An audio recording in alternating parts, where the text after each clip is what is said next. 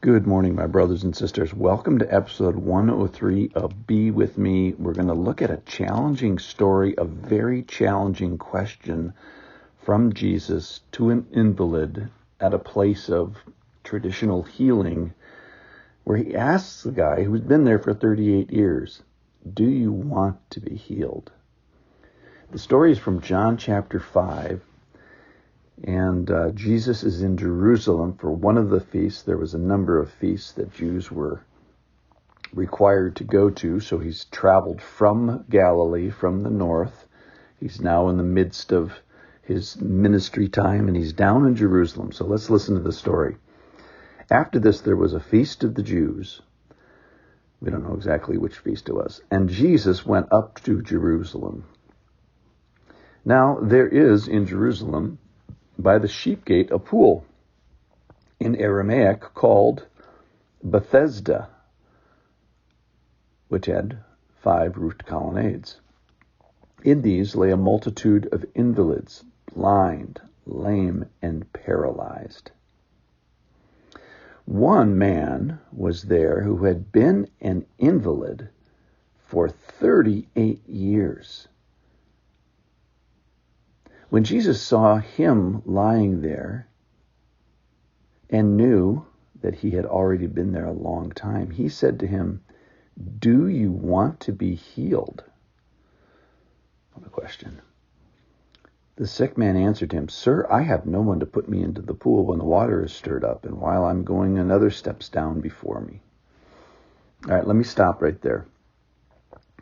So this is a story about being sick or injured. Eventually, Jesus is going to get to sin in the man. And I was thinking about the various things that we could, put in this pool, that we could, what is our handicap? What is our limitation? What is our disability? And this guy had been this way for 38 years, essentially probably all his adult life. They had relatively short lifespans at this point in history. And his problem was external. He had a disability that others could see, and maybe we have disabilities that others can see easier than we can. I was thinking about the 7 deadly sins.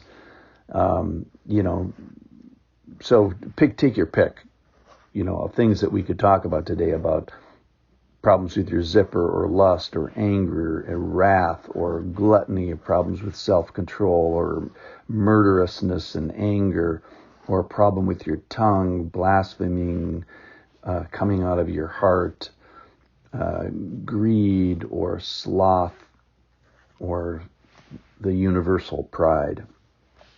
But here's a man who had been the way he was for 38 years.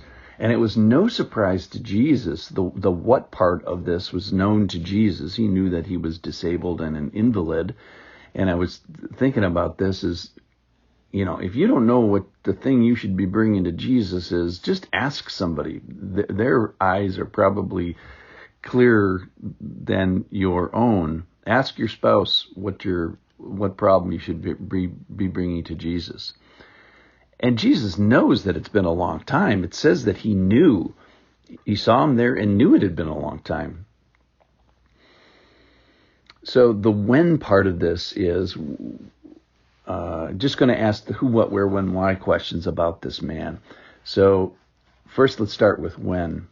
When is a good time to bring something to Jesus? Maybe today is the day. And then the where part of this is Bethesda means house of mercy. And I just love that. It's one of my favorite parts of the story. Is it's not like you're going to the house of righteousness. I deserve this. Johnny Erickson Tada said something, and I don't have the quote in front of me, but she said something like, the first thing I plan to do on my restored leg, she's been an invalid for, I think, even more like 50 years. The first thing I plan to do on my restored legs when she gets to heaven is to go and bow down to a righteous Lord, or something like that. And I just love that idea. So what do you do is we pick ourselves up and march over to the city of God, Jerusalem, and then march yourself over to Bethesda, to the house of mercy. None of us approach this topic today proudly. All right, so who does this guy address? So who should we go to when we have trouble? Is it a politician or a professional athlete? Or maybe the things the world values, beauty? Let's go to the most beautiful person that you know. Or maybe the person with the most money, or the person that's been on TV.